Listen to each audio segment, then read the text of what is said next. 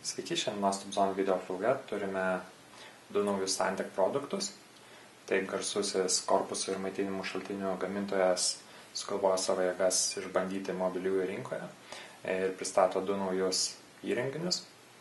Štai tokia dailioje pakuotė atkeliauja pirmasis bevėlis Bluetooth garsiakalbis, taip pat laisvų rankų įranga, labai paprastas ir kompaktiškas garsiakalbių dizainas, manau aparačiukas nesunkiai tilptų į šortų kišenę.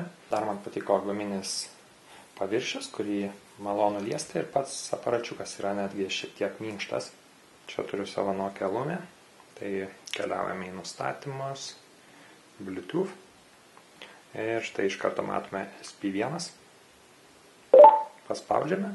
Viskas, telefonas yra suporuotas su garsiakalbiu. Galime pradėti groti muziką.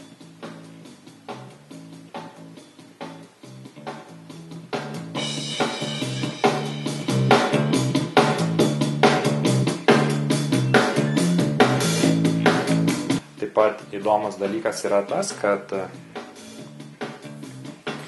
klausant SP1 didesniu garsu, jis pats vibruoja ir, sakykime, vibruoja paviršių, ant kurio yra padėtas, ir taip pat kuria žemus dažnius.